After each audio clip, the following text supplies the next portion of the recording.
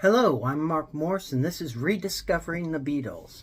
Today we're going to be talking about the single, The Ballad of John and Yoko, with the flip side being the George Harrison song, Old Brown Shoe.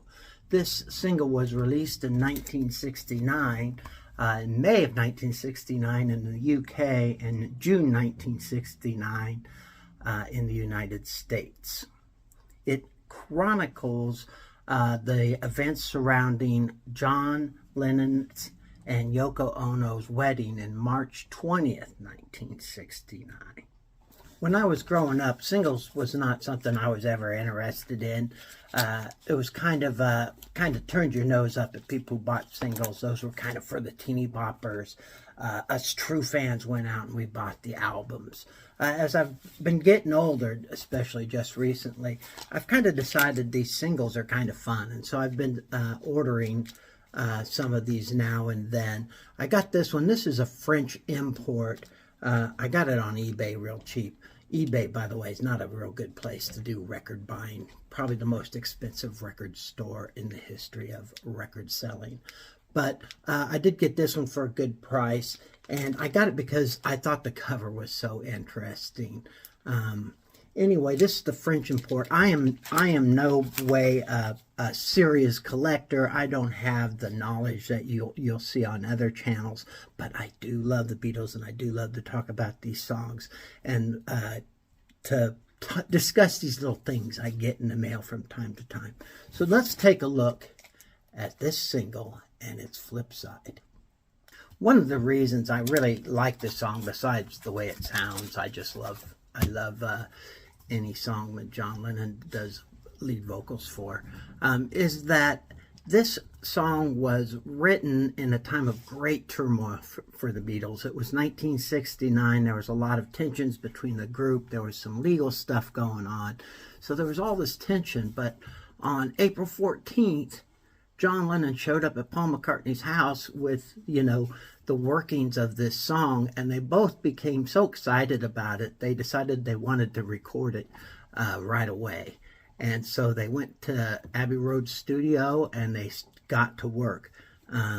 George Harrison was on vacation, and Ringo Starr, he was making the movie The Magic Christian. So neither one of those were around. So Paul and John ended up playing all the instruments on the album. So when I say they were anxious to record, let me tell you how quickly they got things done. So the same day that John Lennon showed up at Paul's house with the beginnings of the song on April 14th, they hightailed it down to Abbey Road Studios, started recording at 2:30. By 9 o'clock, they had finished recording, and by 11 o'clock that evening, they had mixed the song for stereo, and it was ready for release. The song lyrics included words that went, "Christ, you know it ain't easy, you know how hard it can be, the way things are going, they're going to crucify me." This was a very risque thing for John Lennon to be putting in a song, because they'd gotten so much flack from his 1966 remark about the Beatles being more popular than Jesus. And indeed, when the song was released, it was banned in places in the UK and the US, and other stations would bleep out the word Christ. This was the Beatles' last #1 hit in the UK. It was their 17th #1 in the UK. It only made it to #8 in the United States. But what's interesting about this is this was the 17th hit by the Beatles. They did not have another #1 hit in the UK until just recently with the release of Now and Then. This puts 54 years between their #1 hits, which is a record. It's a record. I get it. What I mostly remember about this song, The Ballad of John and Yoko, is when I was in junior high school, when I had my interest in the Beatles had really flourished, and I was reading everything I could get my hands on. There was a biography about John Lennon called One Day at a Time that I was reading, and it was interesting to hear the song and know the story behind the song, where you can you can reference the lyrics in the song and like, oh yeah, he's talking about this, he's talking about this. That was kind of interesting. The other thing was, I would always do this anytime I was in trouble or was in a situation where it was hard for me. For example, maybe playing a game, dodgeball. We called it bombardment in gym class. And you just get nailed by those balls, or you're trying to dodge them. And that line, Christ, you know it ain't easy. You know how hard it can be. The way things are going are going to crucify me. That line played in my head a lot when I was in junior high school, because I was struggling a lot in junior high school. So that line was particularly meaningful for me, though it was totally different than what Mr. Lennon had intended. Okay, the B-side is Old Brown Shoe by George Harrison. And if you saw my video on my Fab 4 picks for January 2024, you know how much I love this song. It's one of my favorite Harrison songs. I don't have much more to say about it, except again, Ringo was still making the movie, so he didn't play drums, and so Paul McCartney filled in most aptly. And then the other thing was, this was the second B-side that George got a song on the B-side, the first being The Inner Light. I love the song, it again, mostly because I associate it with my first girlfriend, and I just love the upbeat tempo, and it just seemed to speak to me, that part about when I grow up, I'll be a singer wearing rings on every finger. My dog just jumped up. All that stuff. It was just so fun for me, and I still just cherish that song.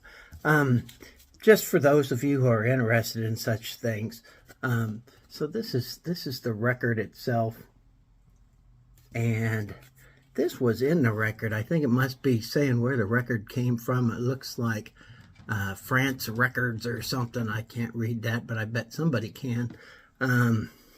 Again, I am not an expert on the Beatles. I'm not an expert on records or collector's items or stuff like that. I am totally interested in getting things that I love, though, and I love the Beatles. I love these little things, and I love the records, especially the vinyl. For some reason, it's just just because that's what I grew up on, I'm very nostalgic for that. There are other people out there who do much better, where if you're looking for just straight information, there's some great YouTube channels out there. A guy named called the Guitar Trooper. He does a lot of Beatles things, like 5 things you didn't know about the Beatles, or 5 things you didn't know about the Beatles, the Ballad of John and Yoko, and he goes through this real quick thing. It's really good. That's my dog Elsa. She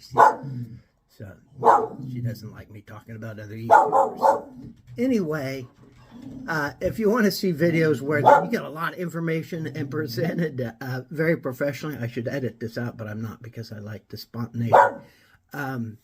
The Guitar Trooper is a very good person to follow. I get a lot of information on the Beatles and other classic bands. There's a lot of great stuff that he covers. And then there's just tons of record collectors out there that really know their stuff. So what I hope that you're here for is just to kind of share your experiences with these songs. And I just love talking about them. There's not a lot of people around where I live, where are people that I know anyway, where I can talk about all this stuff. So I appreciate you hanging around for all of this. And I'm going to get some better sound and better lighting one of these days very soon. But until then, just remember, there's nothing you can do that can't be done. Thank you.